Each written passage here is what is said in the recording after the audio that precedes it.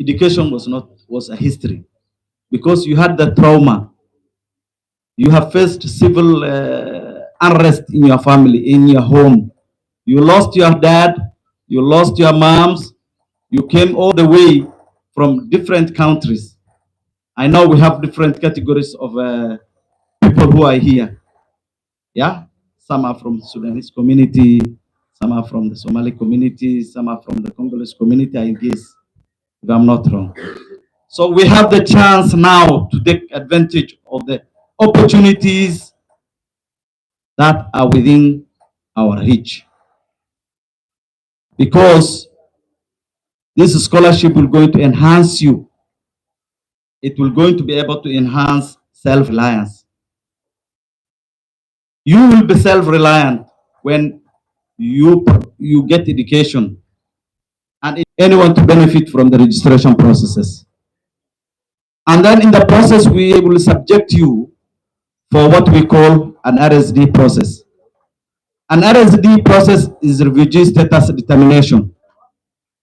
Once you seek for an asylum, you come to this country. If you are a refugee, you might not be able to get full opportunities like the LUMO scholarships and those things because you have not been subjected to refugee status determinations. It is a process. It is an interview process where the Commissioner for Refugees gives you a grant through the government of Kenya to recognize you as a refugee. And that is now the step forward for you to move ahead and get benefits of education, get benefits of documentations, get benefit for you to have access to services which the government of Kenya issues to all those who are refugees in these camps. I know we have a number of host community members who have also got the opportunity. We have long stayed and strived for education. I grew up in this environment in Dadaab. I educated in Dadaab. I know what we have come across. For those who have this opportunity, it is a big opportunity. An opportunity which we never had years ago. We never had these opportunities some 35 years ago. So you guys have stand the chance to benefit from this education program. I know the Department of Refugee Service will going to be able to support you. We will support you if you have a challenge in going through the RSD processes so long as you approach our offices. For those young people who are seeking education, we'll give them a priority. We had a discussions with the RSD team for those who are willing to go through the RSD processes who have no opportunity.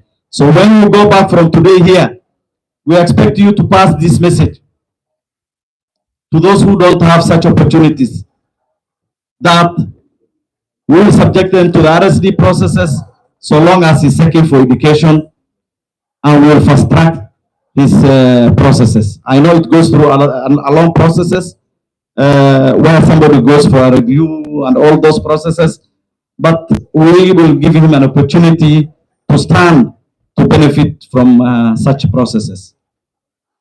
So allow me to thank you all for having the chance today to meet together to express your joy in terms of education.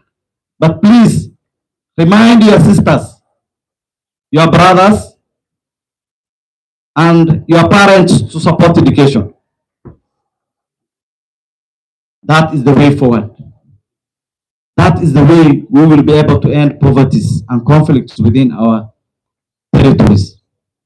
That is a way how we can improve our livelihoods.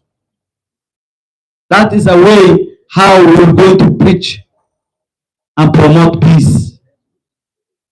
For those who are educated, they can't be able to bring conflicts at homesteads. Why? Because you have the education. You ask yourself, what will I benefit from taking a gun to fight? What will I benefit to disturb my neighbor? What will I benefit from creating conflict in my village and my home and my country. I don't expect this generation of today, the ones seated here, to create conflicts, to misbehave, because you still have the knowledge with you. You see, in schools, we learn about ethics, behaviors. Good governance starts right from grassroots. And by the time you become mature, you have the chance to educate your wife who is not educated, your wife, your child who's school going, and tell them, please, let's try to move this way forward. It will going to be able to help us. When at this youthful age, you stand the opportunity. You have the opportunity to invest in your time because you still have a long time. You still have the strength. You still have the capacity and the mind to absorb education. And that is why you see those who are now in the streets have wasted their time because they never had the opportunity, the one you have today. So how will you bring changes to your people? How will you bring changes to your community? How will you bring change to yourself in terms of your livelihood? These are some of the questions you need to ask yourself. Yeah? It's not an easy way. For ladies, take your time. We have a number of policies that governs ladies in terms of gender-based violences. We have been advocating for equality in terms of what we are doing. Yeah? You have to be able to know that you have the strength to compete with young boys at your age. And say no to, of course, those old habits of what was going to, what was taking place in the old habits. You are supposed to be able to come and educate your sisters and your brothers to behave decent. That is the way forward. And that is what will going to help you in terms of education. Because the opportunities you have, the ideas you have, the chance you have is one you need to utilize it in the best way. With those few remarks, I would like to say thank you so much. We have the opportunity, we have the strength, many partners within the DAP for both host and the refugee community will be willingly helping you guys achieve these dreams. But for you to achieve these dreams, you need to exercise patience and discipline. Yeah, discipline to respond to issues you are asked, discipline to respond to the challenge you come through. It's not an easy way. You will have challenges in the life of when you're walking through your path. Medical challenges, financial challenges, yeah, and so many other challenges that will going to be surrounding you. But you need to say that is not enough. I will go through this. Just a piece of advice. As we said, the Department of Refugee Service will going to be able to support you in your refugee status determinations for those who are willing. We will be assisting those who have a dream in terms of education for registration processes. And we will keep on monitoring the trends of education. And even in terms of movement, if you need to move from here to Garissa because of education, our office is here to support you. We will not say because you are a refugee, you will not get out. No. We'll give you all the documentation processes that makes you achieve your dreams. We have masters, refugees who have now master degrees, and some of them have gone far. We have refugees and young host members who have come up with different change of lifestyle in terms of what our grandparents were. Because today, we have access to services. We have the internet services. We are digital. We are a situation where you can be able to do.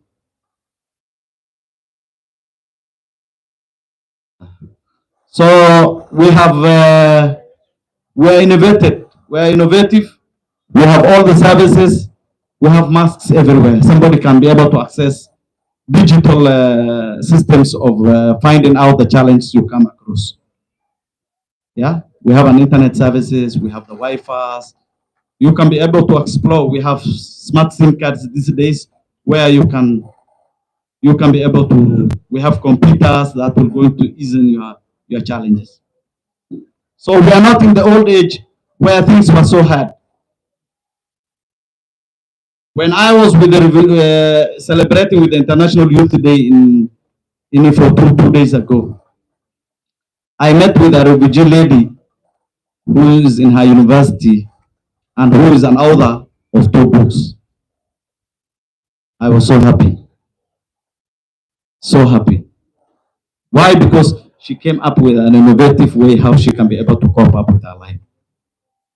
Rest assured, in the farthest age of Kenya, if you need to go for education, our Department of Refugee Service is here to help you. I will give you the movement pass. Rest assured about that.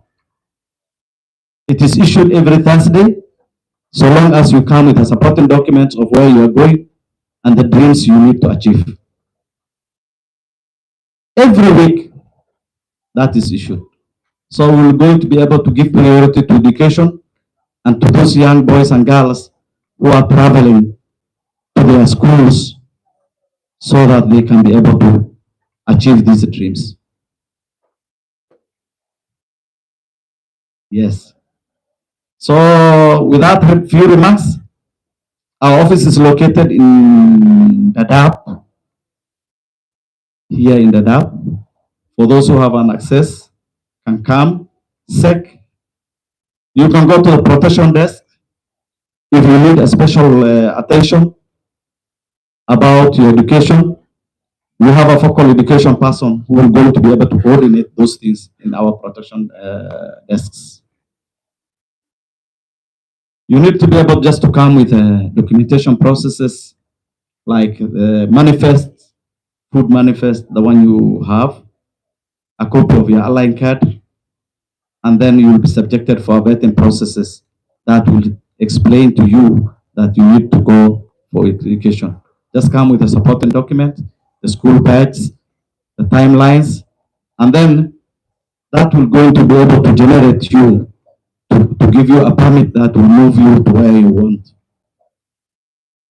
So it will not stop you unless you want to stop yourself. That will not stop you. Both the government of Kenya, the United UNHCR, other partners, NRC, Equity Group Foundations, the World Bank, yeah, all of them are willing to help financially, willing to help you in terms of social counseling, willing to help you in terms of sensitizations, willing to help you in terms of your programs so that you can benefit from these opportunities at the age of where you are.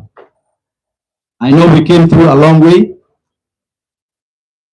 We came through hardships and difficulties, but we still have the opportunity to grow, opportunity to be able to gain education that will going to be able to help you in your livelihood, to enhance you to get self-reliance, to help you discourage the conflicts and the fights within our territories and within our communities. So basically, I wish you all the best in your program. Okay, thank you so much.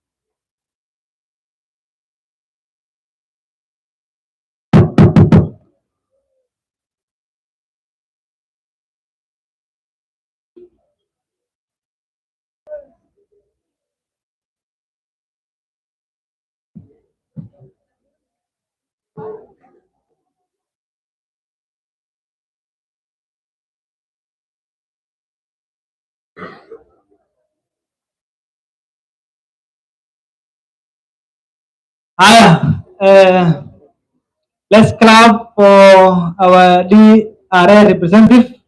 Pate clap.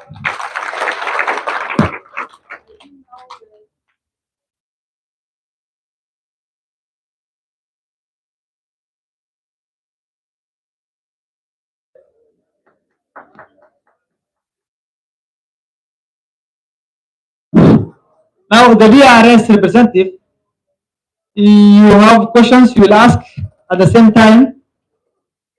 I think the issue of movement pass, the travel document, the right people to answer are on the stage. Sasa, kama mko na shida ya movement pass, DRS wako hapa. Uliza sahi.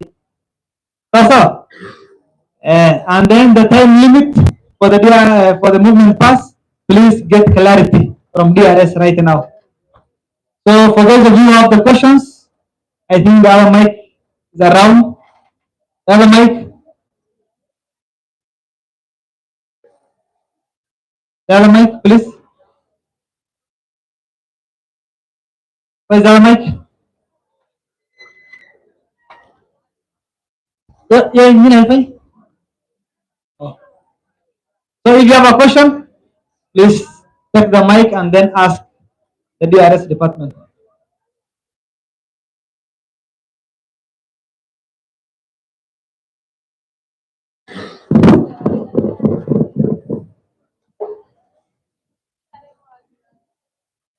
DRA and DRS are just the same.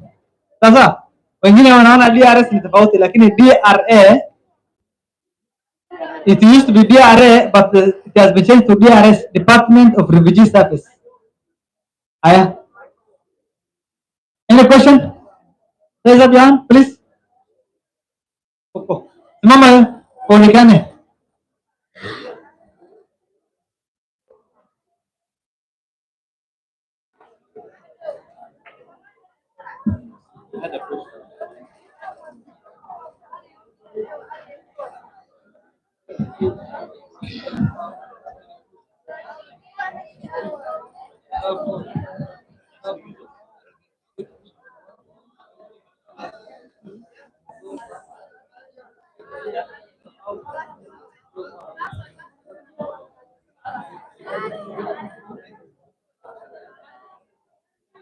Okay. Thank you so much. One of my colleagues have raised a question. One of the questions he asked is he asked about the Sagal asked about food categorizations. I know you have heard about the differentiated assistance.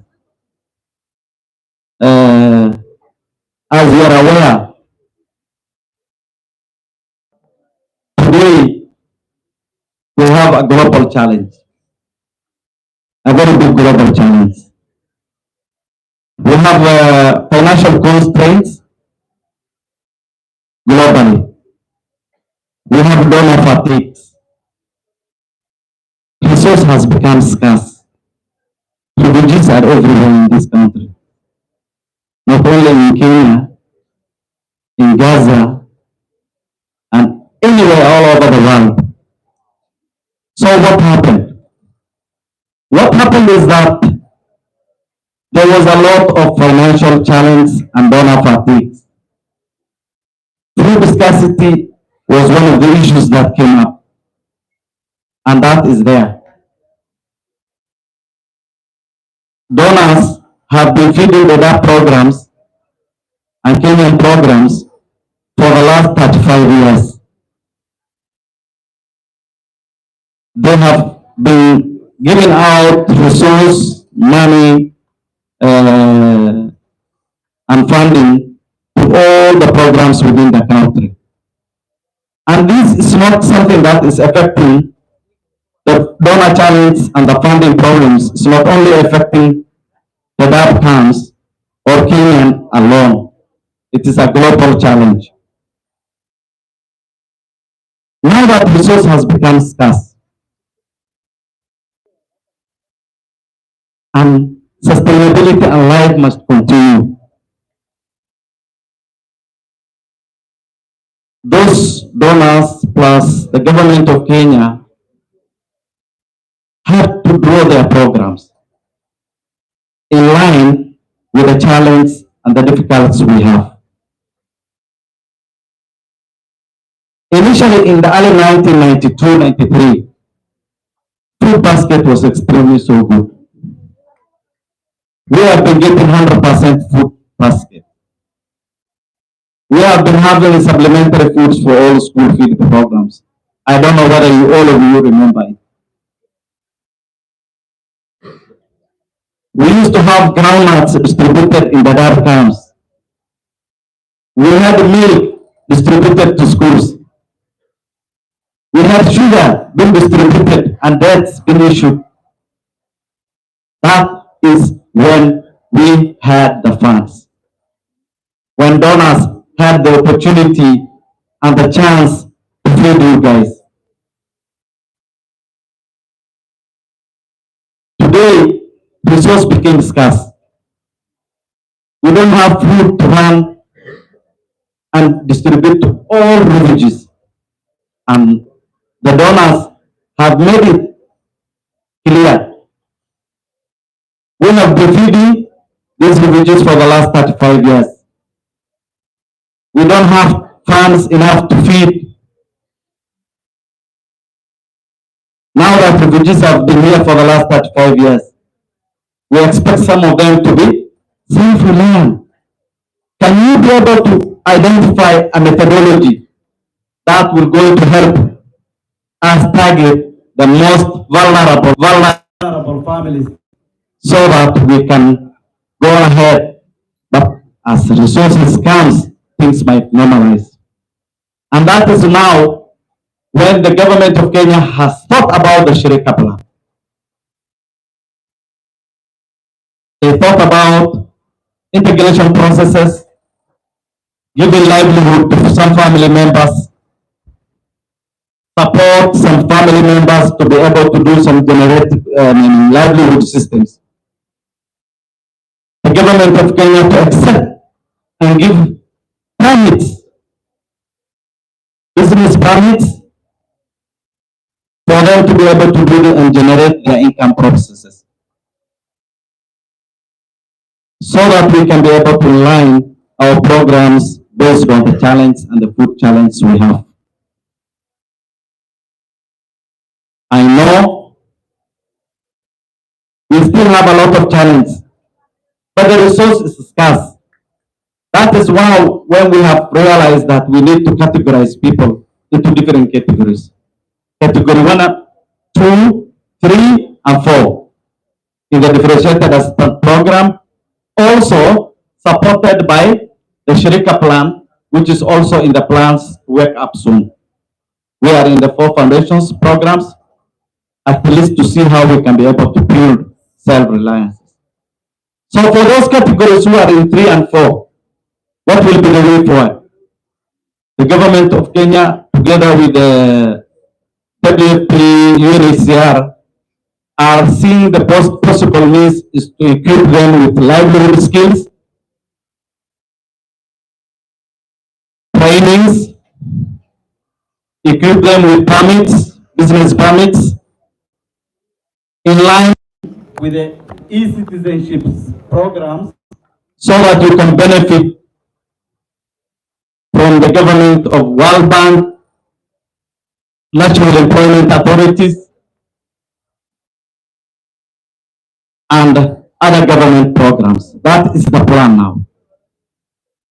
Every meeting has its challenges, but with time we will be able to catch up with. So today we have a challenge of food. The food that we have might not be enough to sustain full food blankets for everyone. So what have we done? We have identified the vulnerables so that we can target and give them the food as we think about other alternative method of empowering those other category 3 and 4 with other opportunities that comes up. Livelihood support, business permits, empowerment programs, skills and education in carrying out their businesses. These are some of the challenges we have. Donors are now getting fatigued because of the global crisis we have. And as a community, we have a sole responsibility to accept and see how we can have to gear ourselves to reach a sustainable reliance means of living. And one of the programs about this scholarship. Why do you think wings for to fly scholarships are there? It is there because it is there because it will going to be able to help you. So that is one of the reasons. I know we're already addressing those challenges at the help desk. We have recourse desks, we have protection desks that are those challenges. So when I'm responding to this, I know there are a lot of issues that we are raising. So one of the questions is that. The other thing is, why do we have student cards at the, we are disturbed by the police. We have student cards and at the same time we are disturbed by the police.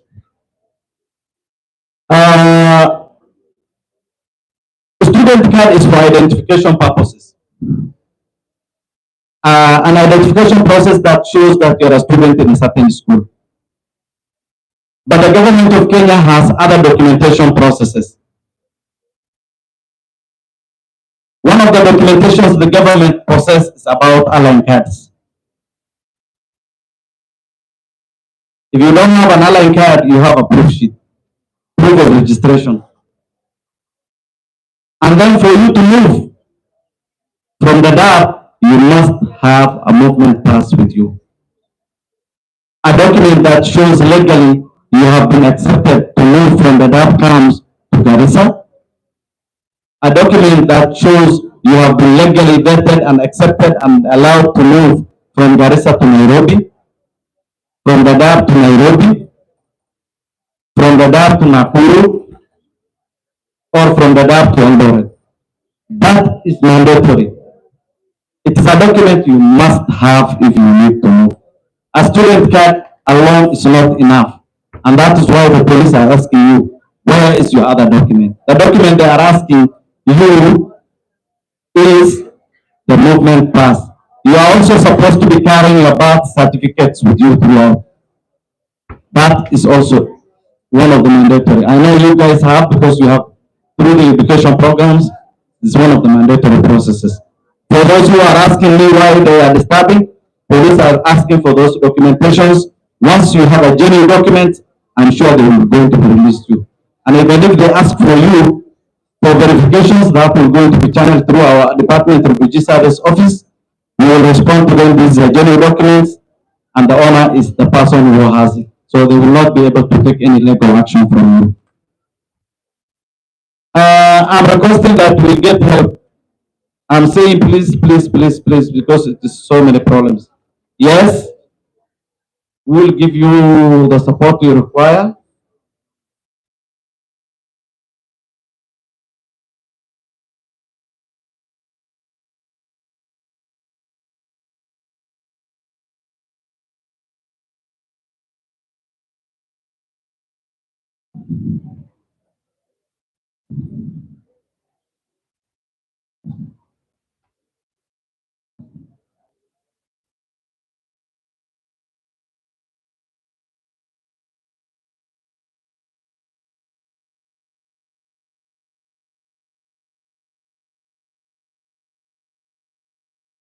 Okay, one of these young ladies has asked that the road is very impassable. Yes, the road is, I know the road is impassable when it rains.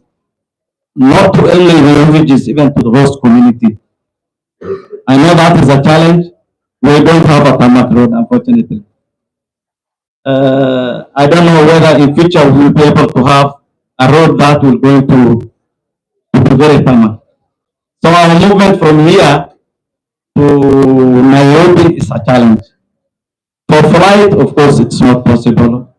For one flight, it costs around $200, $300, which is very expensive. And the lifestyle is, the life is very difficult. So for those who are from Hagadera, I recognize you, Mariam Osman from Hagadera. I know that is a challenge, but please take your movement pass, plan yourself, move out of the camps in good time, and then you program yourself and align yourself with the situations. When it rains, don't travel because you will spend on the road. But you just need to communicate and say, I'm already stranded, give me a week or so. I know the teachers will be able to accept with you for those situations. Even ourselves, when we are traveling from Nairobi back to work, if the road is impossible, we call our supervisors, we call our managers. So that will not stop you from doing your education.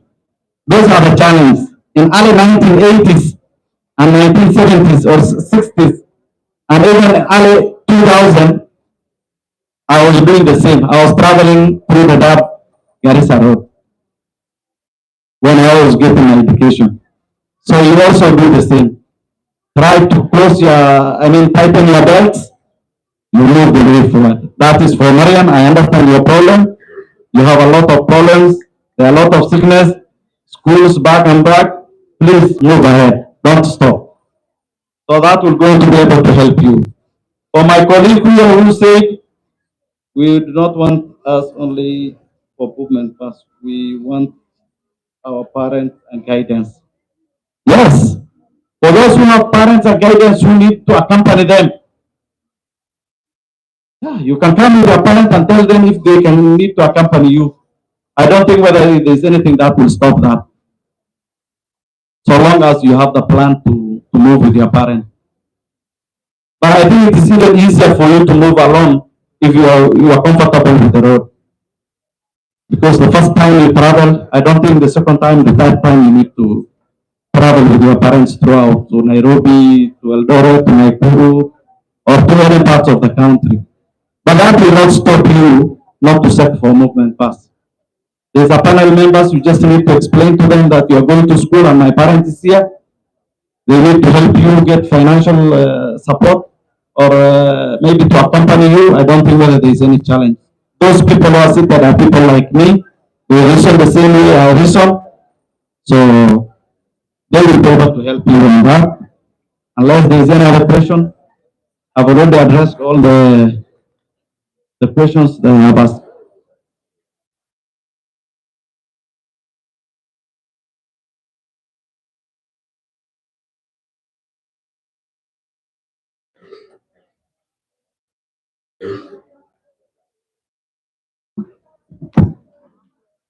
Okay. Persons with specific need have asked whether we have an interpreter in our offices. We might not be able to have an interpreter, but once you approach our offices, there is a protection desk there. One of my offices, I'm one of the protection members in that office. I might not be fully available. I might be traveling from camp to camp, but I still have another officer who is there in our offices. You just need to approach anybody from the Department of Refugee Services. We will be able to help you. I know there's so many gaps that we need to fill in terms of that. But I will request if you guys can soberly approach the offices. We will explain to them the challenge you have. They will have the edge to help you. So I accept I have looked with you guys because of my profession and being a person who deals with this.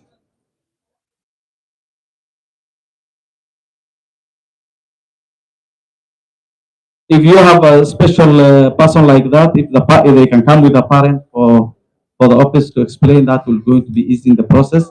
But even if they approach our offices in person and then come to our desks, protection desks, community service desks, even in the camps, or get a written document from the field to the DAP, just from the desks of the community services or the protection desks or field offices, showing them their needs, we will be able to address that and try to see to help them.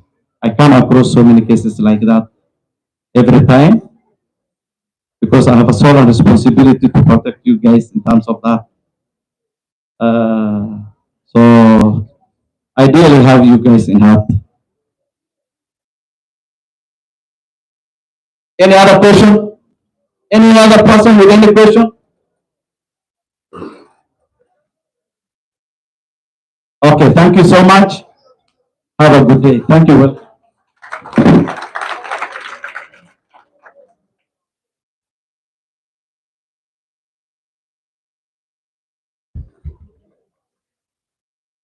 Let's give a better appreciation to Mr. Abbas.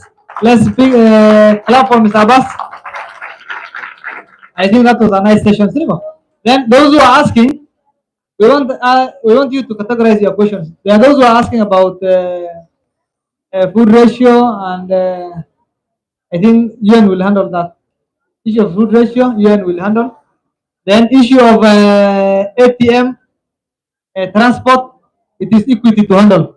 Sasa we'll address. So hizo swali naweka hapa, zingine za equity, zingine za UNHCR ambayo nimeshika, nitapea kila mtu time yake kuja. Sasa so ukiona swali yako nimeshika hapa, ujue it is not concerning about TRS. Then I want to welcome Mr. Hussein back to the mic so that he can answer one question asked.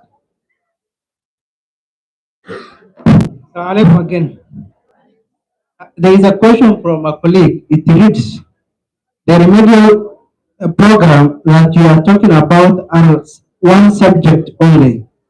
So we cannot waste 4 hours at one subject or one language. We are requesting to add 2 or 3 more subjects like math and chemistry, if it is possible, because we attend remedial from 8 to 12 p.m. You can imagine. That's a very good question. Thank you, colleague, for asking that question. And I think this is not the first time colleagues are asking such question. We selected English language because it is the language of instructions for all the learning areas, and it is universal. It is the official language of Kenya. If your request is fine, we will come to schools and find which other subjects needs to be added to the remedial program. So when the schools reopen, I will be visiting the schools I listed, sit with the head, with the principal and the head of department, and find out if we can add any other subject to the remedial program. But the good thing is most of the schools I listed have a remedial program that covers the subjects the student listed here, including chemistry, math, Swahili, and most of the remedial program for the schools run on Saturdays. But for the NRC managed remedial program, we'll see if we can add any other subjects when the schools reopen. So I'll be visiting the schools to meet with the teachers and the head and the principal to find out the possibility of including or adding more subjects for the remedial program. Thank you.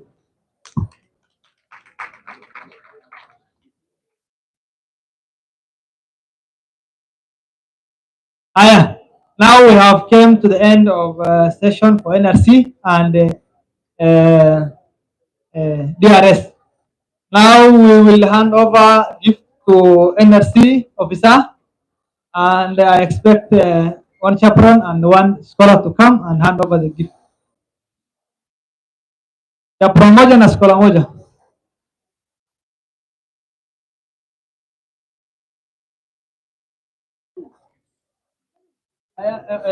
NRC officer, please come and receive this gift from us. Kuja, kuja.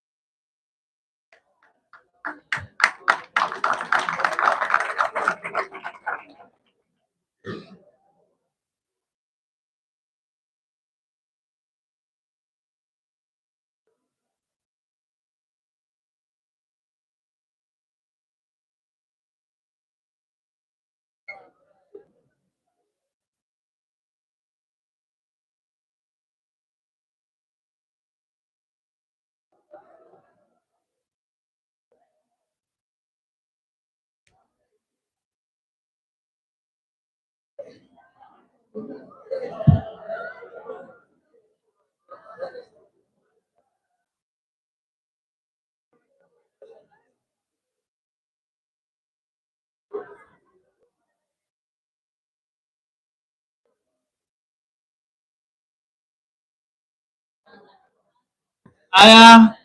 will give send off to Mr. Hussein. Now, Mr. Abbas, please come. You also receive your gift. No, sorry.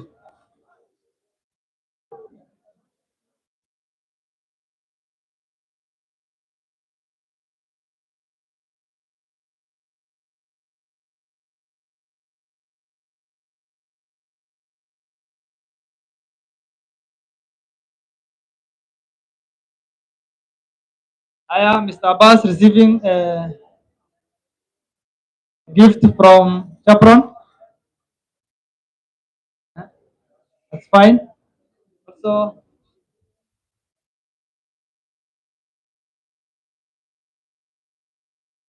I am the scholar handing over the gift to Mr. Abbas. Patia nafasi hiyo. Aya, is it fine? Watu wa cameraman, iko sawa?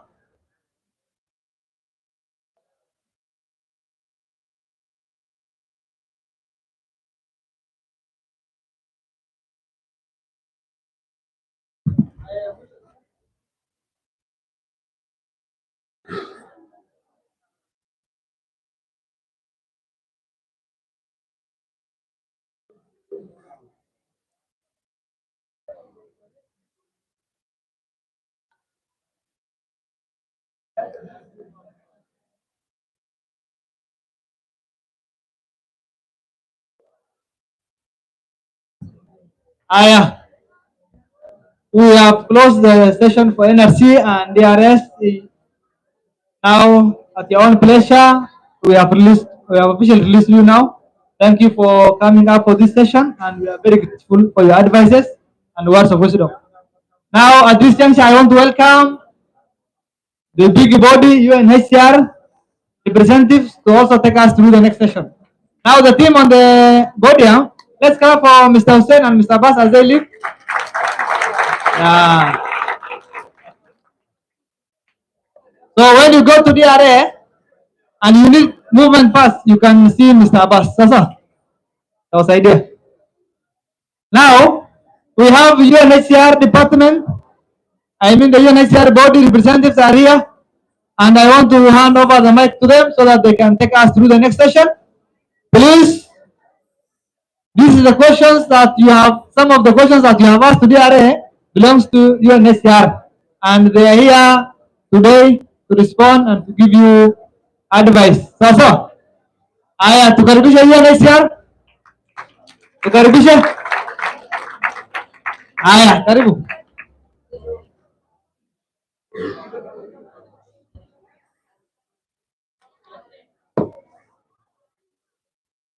Thank you, Yusuf. Good morning. Good morning once again. For 1 minute, can we stand up? Everyone, I request we stand up.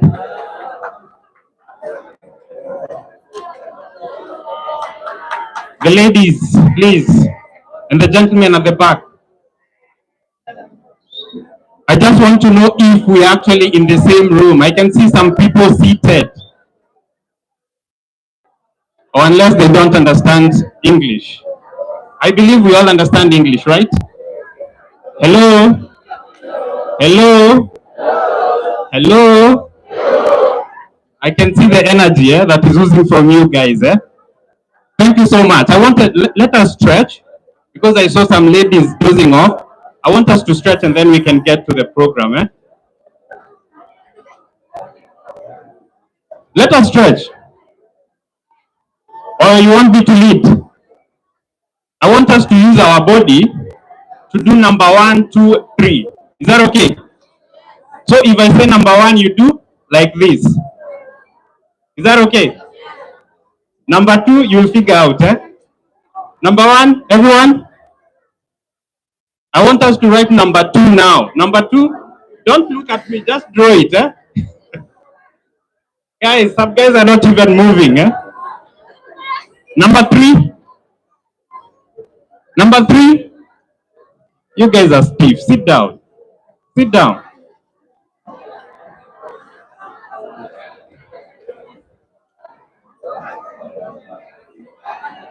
Okay, order. Let us have one session.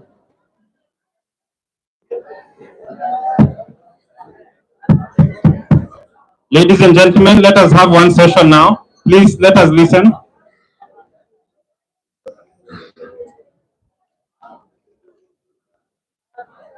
I'm waiting for you guys to keep quiet. Eh?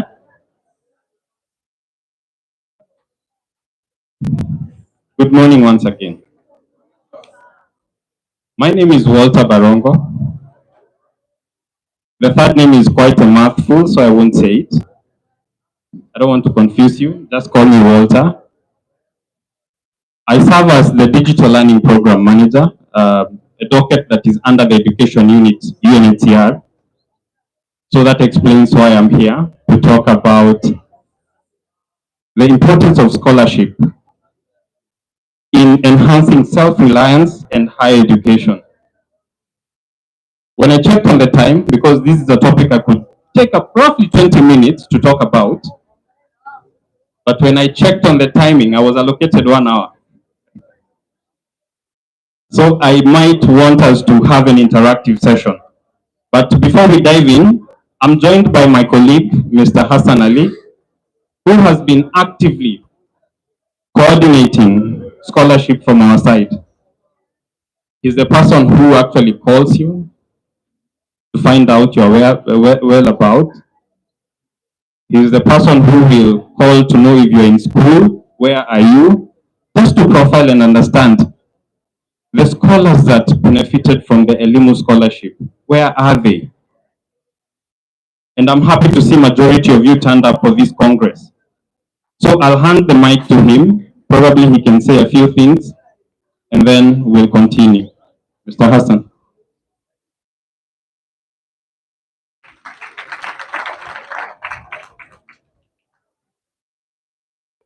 Assalamu alaikum. Good morning, everyone. As my colleague Mr. Walter said, I am Hassan Ali, working with UNHCR as the Elimu Scholarship Assistant. I think by now, most of you know me because we have been interacting in Dagahle, in Ifo, in Hagadera. We are in the same platforms, WhatsApp platforms. I always call your parents.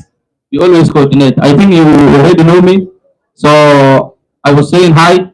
I will give the mic to Mr. Walter to take us through our topic, and then I will come later. Thank you, Mr. Hassan. So as I mentioned, today it's not a speech, it's more of a lesson. And I heard people were not impressed when Mr. Is it Hassan from NRC? Hussein said good morning, class. Why were you guys not impressed? I heard the boys booing. You don't like to be in class? Still a class, because these are lessons that are, we are delivering to you guys. So we need to take them positively. In public forums, I request that we don't, if there's an issue, call the person aside, talk to them, tell them, no, we didn't like this one, but not booing. Is that okay? It shows the discipline. And that's why we're in school. So today, we'll be talking about the importance of scholarships in enhancing self-reliance. And we all understand what self-reliance means, right? Kujisimamia later in life. Let me translate in Kiswahili. I don't know Somali, so you will excuse me. But I believe we all understand English and Swahili. Is that okay? Very nice. I'm happy, in fact. Initially when the program started, people could not even write on the paper the questions. But today I'm happy to see people writing questions that we can actually understand. That is progress, right? Clap for yourselves, everyone. Some are not clapping for themselves. Does it mean you don't understand English? Okay, so I would like to appreciate the Equity Group Foundation, the Ministry of Education, the Kenyan government, and the partners who are actually supporting the program, that is MasterCard Foundation, the World Bank, just to make sure that we as the scholars from the refugee community are participating and are included in the national education system. I would also like to thank you guys. What year are you? Second year or first year? Or it's a mix? It's second year. You're sophomores, eh? Second years. You guys are growing. I'm impressed. I'm a happy guy. So I would like to thank you as well for the hard work. You know, it's never easy to get where you are right now. And I want us to maintain it at that. Are we together? It's not easy. You guys have fought. You guys have done your best to be where you are right now. And do you understand? Scholarships are not handed to everyone, just like that. Probably the Equity Group Foundation, under the Wings to Fly program, they'll tell you about the other counties whereby students have to apply for these opportunities. And they're only limited opportunities. It is only in Dadaab and Kakuma where we had so many opportunities for our scholars who are actually transiting from the primary school to the secondary school. So I'm going to cover probably 5 key areas. And the colleagues who spoke before me, they've actually mentioned it about education. Education as the pathway to self-reliance.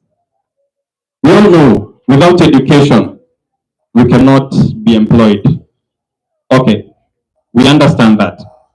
Now, when it comes to self-reliance, I would like to pose a question. I don't know if the other mic is with the team. I would like to pose a question to you guys. Why do you think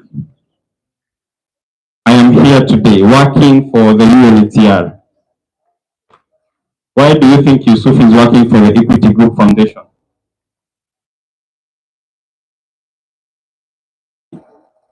Anyone? Anyone? Or probably just to be clear, what makes someone to be qualified for employment or to be qualified to start a business? It's knowledge, right? Is it? That means the knowledge, which is also education, is a very powerful tool that we need to embrace seriously. And I'm happy you guys are still in school. You're embracing the tool. Education, that's how I'm here.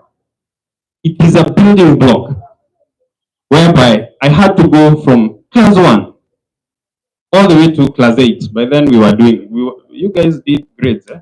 Or you are the 844 system? We are in the same system, eh? I'm not that old, eh?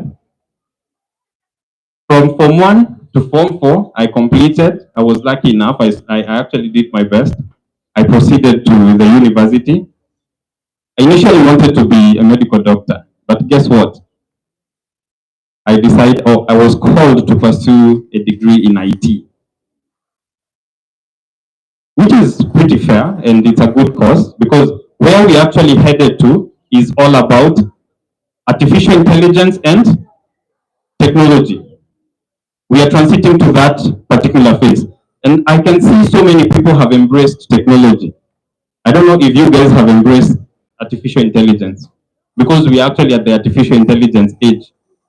How many of us understand artificial intelligence? I won't ask a question. If you know, very nice. How many of us understand artificial intelligence? Okay, just to ask a question. How many platforms of artificial intelligence do you know? You can just, there's ChatGPT. That is an artificial intelligence platform. Eh? Who else that knows a different one? I cannot hear you. What is he saying? Somebody who has a voice there. You said something. What did he say? AI. Somebody else, and there are so many nowadays. Some of them are actually being integrated in our teaching and learning. So in your Form 2 sophomore years, how many of us are doing computer studies?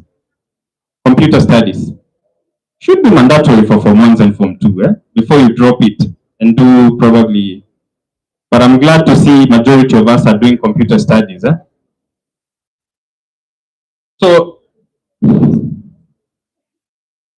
when it comes to education, and as I mentioned, they are not issued to just anyone. These are competing opportunities that we need to apply for. And by virtue of being selected to pursue a scholarship or education under a scholarship like Elimu scholarship, the partners have invested quite a lot to make sure that you guys get an education. And what is the end goal? We are all here for the same goal.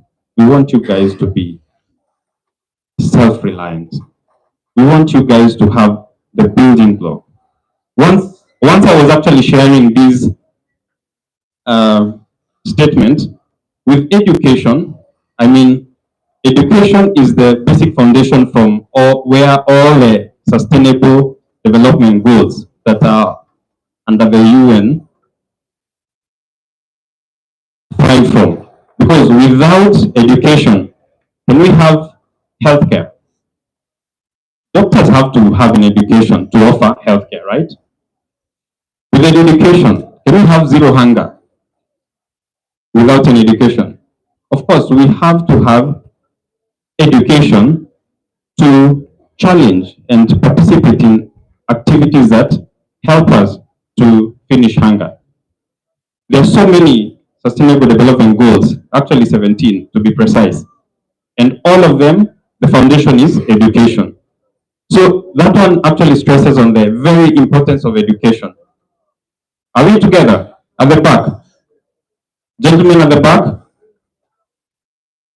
I'm not hearing any reaction, but I believe we are in the same class. So on the other thing,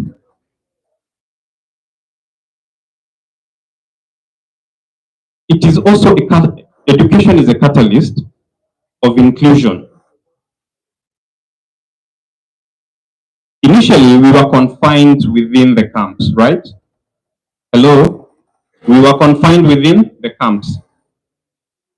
But with this particular opportunity that came, of course, the KPL, the Elimu Scholarship Program, has allowed us to get movement passes to other areas. There are people who are in Meru, there are people who are in Mombasa, there are people who are in Nairobi, there are people who are within Garissa, some of them, but at least they've been to Garissa town.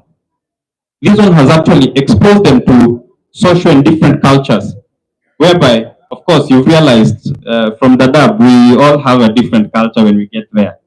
Their colleagues, before Hassan joined our team, they're actually calling from Limuru, because we had already advised them they should look for a warmer place, but Limuru is very cold. So some got there, the first day, second day they got sick. They were calling to say, hey, Limuru liko baridi sana. They don't want to be in Limuru, they want to be changed to another school. You see, such challenges, we get exposed to understand some of these dynamics that happen in other counties.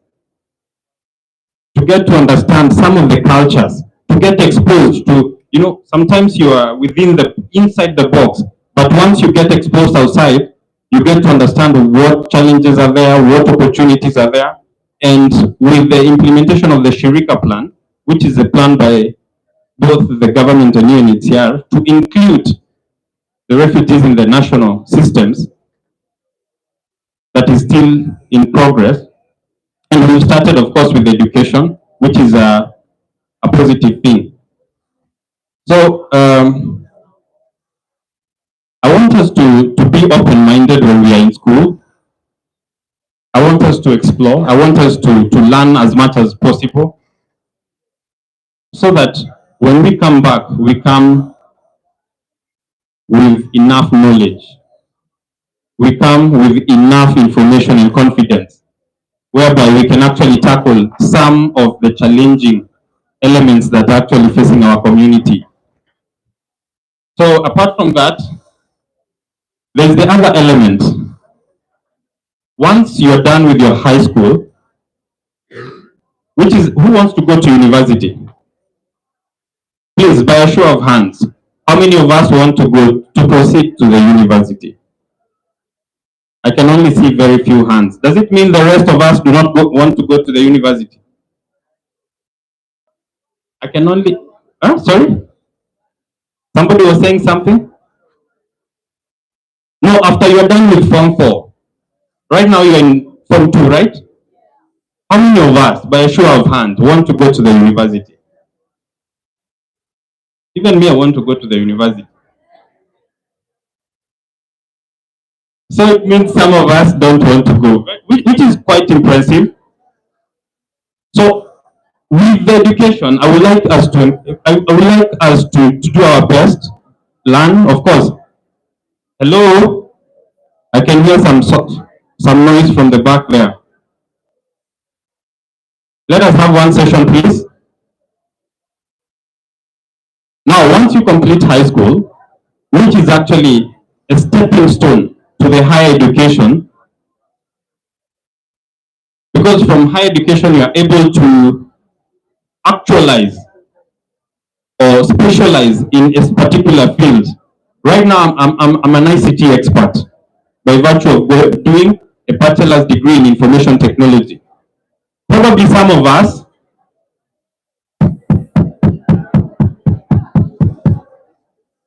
hey, please, if you have a question, please, just shoot it to me. Don't feel shy, just shoot it to me. But let us minimize the talks. Ladies, I can hear a lot of, at least gentlemen are quiet right now. Please let us keep quiet. Once we get an education, of course, high school is more on, creating a stepping stone to the higher education, whereby you get to understand and categorize yourself on how you can actually position yourself in life. There are people who want to be doctors, there are people who want to be teachers, there are people who want to be pilots, there are people who want to be engineers.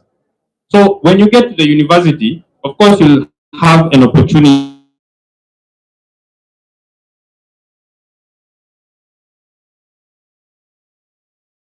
and internationally. And these opportunities are all for the refugees. And we normally reach out to all the refugees across all the platforms. Once you finish, of course, you'll be exposed to such opportunities to apply to proceed to the university, to create a concrete foundation on how you're going to create a career out of whatever you've learned all your life, to make sure that you are self-reliant, to get employment, you can start a business that can actually grow and you can take care of your bills, your family, and other things. And eventually you might even grow as big and come back and do a foundation to take care of the community. So I would like us to encourage us. I would like us to work hard to make sure we get to the university. Is that okay? Is that okay? Hello, is that okay? Very nice. So I think the other element, because UNHCR and partners recognize that the youth are the leaders of tomorrow. And they are the innovation. They have the ideas that can actually change the future. Right now, I might have ideas, but they won't work for you guys. But by virtue of recognizing that everyone has different ideas, and of course, the future is in your hands. You understand that? By what I mean by saying the future is in your hands. Because you guys have so many ideas that we recognize that can actually change the systems. So let us embrace education in such a format whereby, of course, I've seen actually the theme of this 16th Congress is the innovation generation, igniting ideas and creating impact. We all have ideas and we want to create impact in our community. Is that correct? We want to change something. Or is somebody going through school to do nothing? Of course, we have to go through formal education for something. And when you go through high school and university, of course, you are going to be, create talent. You're going to discover your leadership skills. Eventually, you guys are going to, with the changing system, you'll find most of us are leaders in wherever we'll be working. You guys will move to different countries. You guys will be working in different positions within the country, or even in Somalia, or even in wherever you guys will be. So I want us to embrace education seriously. That will propel us. And all this has been enabled by our partners, for us specifically, as scholars from Dadaab. Of course, it applies the same to the scholars in Kakuma as well. So, of course, education,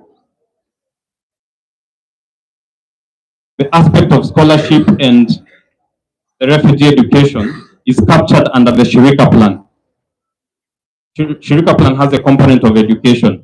And of course, from virtue, just to educate you who understand what the Shirika Plan is, I'm sure you've heard it being mentioned from right, center, up, top, and down. Who can actually mention or just say one element of the Shirika Plan? Who knows what the Shirika Plan is? Hello? Hello? One question, very simple. Who knows what the Shirika Plan is? Shirika Plan, you've heard it mentioned, but I've never heard anyone question what the Shirika Plan is. I think the program is closing. Is it closing today, Mr. Yusuf? Closing today? I want to give it as an assignment. I want you guys to go check, surf through the internet to understand. Because even if I explain it right now, some people are not even listening. I want you guys to get back, check on your phones. I've seen almost all of us have phones. Google what the Shirika Plan is. Understand it best so that you be the agent of change. The Shirika Plan has a lot of, it's quite a lot of plan and strategies and frameworks that are there. But you can actually start with the introduction just to understand what the Shirika Plan is. From there, we are able, so that when you hear somebody mention what the Shirika Plan is, you're able to relate with it. But now, if I mention, you guys cannot relate. My previous predecessors have mentioned Shirika Plan. So I noted it down just to ask, what is the Shirika Plan? So take it as an assignment from me. Today is more of an interactive lesson. So once you finish, of course, you'll come back to the community. You will live within communities, wherever you will be. And I would like to encourage you, don't stop it at that. The education that you get, please, I want you to get to your friends, get to your siblings, talk to your parents, to make them understand the importance of education. Because the only challenge that we are facing is the ownership of the roles. Some parents don't understand the importance of education, formal education. So they let their children play football. Because in Dadaab, every time I go to visit school, I deal with school mostly. I find like people or children playing football. We also play football, right? But if you play football during the right time, after school, I have no problem. But this, I've just woken up, it's 8 or 9 p.m., a.m. I'm actually headed to a school and I'm finding a whole team and a whole, group of people cheering the team early in the morning. What does that mean? And these are school-going children. It is very discouraging. Let us be the agent of change. Let us make the difference. It is from you guys. You're going to talk to your neighbors where you live. If you see a child is not going to school, please take it as your responsibility. Help us to sensitize them on the importance of education. Is that okay? Is that okay? Because education will position you in a strategic way for any opportunity that comes. For right now, it is an opportunity to proceed to the university. We are actually preparing the foundation to jumpstart or step to higher education. So talk to the community, talk to your neighbors to make sure they understand. Is that okay? Even if you convince 1 or 2 people to join school from primary, you'll have done a wonderful job. Even God will bless you for that. Because when we understand education, and you talk to the people who don't understand education, and they understand education, you have done. It's better than preaching. So to conclude, I don't want to take much of your time. I've seen some other people are actually dozing off. It was an interesting topic, but sadly enough, some of us are sleeping, or probably they slept late.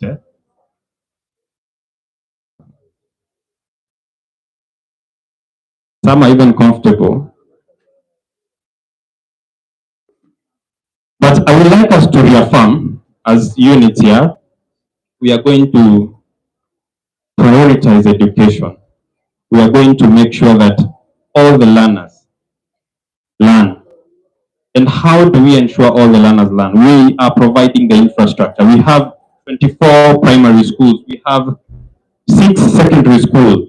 And with the partnership with the government, the partnership with MOE, the partnership with Equity Group Foundation, you guys have been exposed to schools that are outside the DAP, which is an opportunity that we need to actually embrace and make sure we maximize from the opportunities. Because the exposure that are outside the DAP, they are very different from the exposures that we expose ourselves within the camp. Is that okay? Yes. So we'll continue to provide, of course, the infrastructure, regardless, to make sure you guys have an education. And it is your responsibility and the community's responsibility to make sure they also maximize on the infrastructure that we're offering. Currently, we have almost 200,000 school-age children. How many? 200,000. What is the population of Dadaab? The population of refugees in Dadaab is 430. Hello? I'm trying to give you the statistics so that you understand the severity of the deficiency of children that are going to school. Currently, we are 433,000 refugees in Dadaab. And amongst them, 50% are of school going. This means they are of age 18 and below. I know some of us are 18 and above, which is also acceptable, but we are only focusing just for statistics purposes, 18 and below, 50%. And out of these 50%, of course, it translates to 200,000 school-going children. And only 80,000 we can only account for. We can only account for 80,000. Where are the other 120? You want to guess? Where are the other 120 that we can account for? They're out of school. We categorize them as out of school. We've also included you in that statistics to account to the 80. Can you imagine? 120 out of school. That is more than 60%, which is worrying. In Kakuma, the statistics are inversely proportional. It's 90% in schools. So that means on the other camp, I'm not trying to compare. I was just trying to understand why on the other side we have 90 and here we only have 40% in school. It's very sad. So I want us to delegate, I want me to delegate to you guys to help us in sensitizing and creating a movement to make sure that we have learners training. So we'll continue supporting the partnership with the Ministry of Education, the Equity Group Foundation, to make sure that you guys are well supported. And it is through that recognition that we onboarded a person who is focusing only on scholarships to support you guys, to make sure you are well attended to. And I'm happy he's doing a very good job. Although some of us, we let him down. Talk to your friends. You already know people who have dropped out the program. I want you to talk to them, get to understand. They can join our secondary schools in Dadaab because education is the key foundation. Let them not throw it outside the window because when they grow to be old, when you get to my age, you start understanding the importance. But if you did not get an education, you start having the regret of not doing it. Do you want a regret? Do we want to regret? Ladies and gentlemen, we don't want to regret in life. We want to pursue our dreams in the best way possible. Is that okay? And with that, I would like to say thank you. Thank you so much to the team.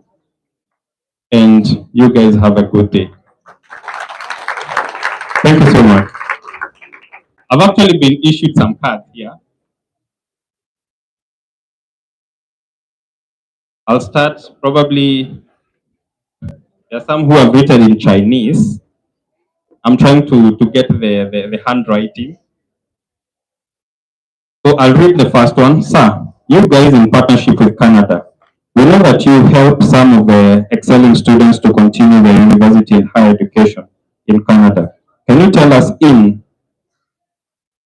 is it available still for us or did it stop? And is still available, can you tell us what is required for it and who's eligible for it? Thank you. So for this one, I don't know if it came from a lady or a gentleman because I don't see a name. Yes, it's true. There is an organization that is called WUSC. Who knows WUSC? Who has heard of WUSC? WUSC? WUSC in full, what does it mean? You guys, you have a lot of homeworks to do, eh? WUSC is an organization that actually facilitates scholarships to Canada specifically. There are some that are done locally, but most of them are more on Canada. The partnership is still there. This one is actually offered to, because I believe you guys are in second year. These opportunities are offered to only people who have graduated and excelled. They normally have a minimum requirement. I don't know, is it a C plus? For WUSC?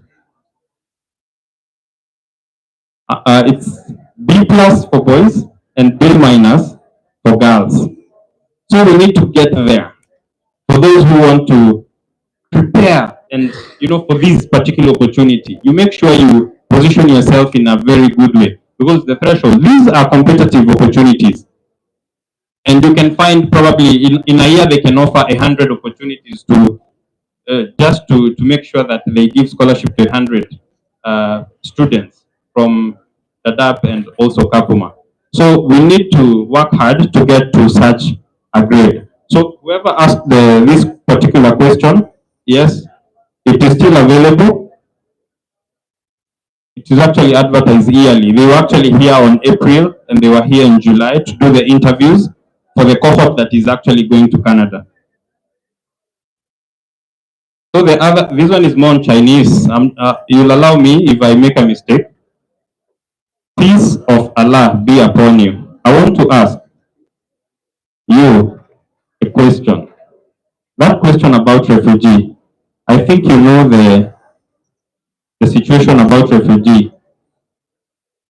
Nowadays, I heard refugees into 4 categories. Category 1 and 2 are getting their rights, while category 3 and 4 did not get their rights.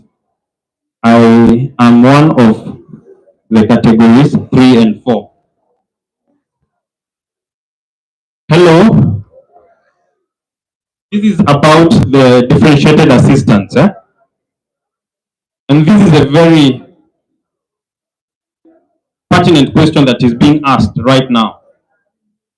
And the question was still asked. DRS answered it. But it's good it comes from me, right? Now, let me just educate you. Differentiated assistance is a framework whereby different refugees with different capabilities are placed in categories depending on their capabilities. So, as whoever wrote this question has mentioned, there is a category 1, 2, 3, and 4. 1, 2, 3, and 4. So category 1 is on the most vulnerable. Of course, we are in consortium with World Food Program, They're actually spearheading the program itself on DA to make sure that with the reducing funds, of course, we all understand right now the services, as it was mentioned, because I'm even surprised you guys were getting groundnut, you're getting dates, you're getting sugar. I don't know. Well, I'm only 2 years old in the DAB, but I'm actually trying to analyze the changes that have happened since then in terms of food. So for category 1, yes, they are getting their rights. By rights, I assume it's the food. Is it? Hello? By their rights, it means food, right? So these ones have been profiled to be needy or they don't have a livelihood. Gentlemen at the back, I can hear you guys are having a meeting at the back by yourselves. So category 1 and 2, those ones have been profiled to not be having livelihood opportunities, but there are plans to make sure that they are well equipped, trained, and probably in future they'll get to handle some livelihood opportunities. Now there is a category 3 and 4. 3 and 4, mostly 3, there are so many who have not been profiled, but they've been placed to category 3. But once they've been profiled and analyzed, they'll be placed in their rightful category. So I would like to encourage whoever wrote this, or I'm sure the group that has the same question, to reach out to DRS, to reach out to WFP, to reach out to UNHCR for a clear analysis so that you are placed in your rightful category. Because I've actually seen the data that there are almost 159 individuals, roughly 159 individuals who are in category 3 by virtue of not being profiled. They've not yet been profiled, but they've automatically been placed in category 3. So go visit one of the help desks. DA help desks are there. Get to understand what happened, the category that you are in, and try to justify or like give enough justification. We will reanalyze and reprofile you in the right category. Is that okay? Hello, is that okay? Am I clear? Am I clear at the back? Okay.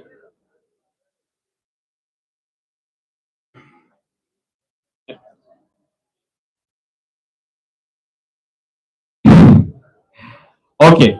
Some of the questions I'm going to handle them later. I think I've taken too much time. I don't want to take too much of your time. And thank you so much. Have a blessed afternoon.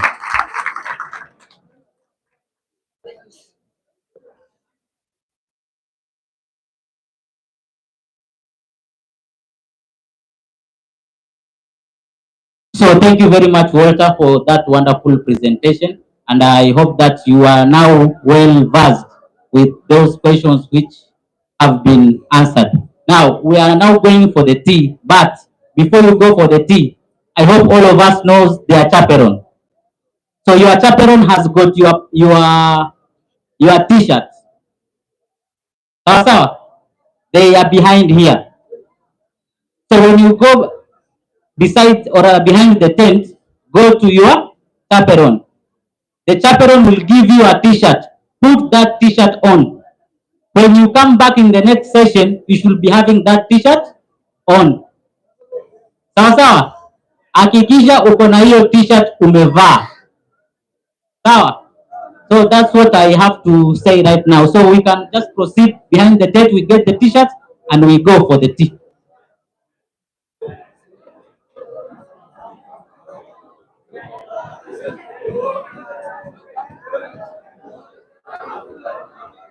Don't come here on a kikoi. I will take it.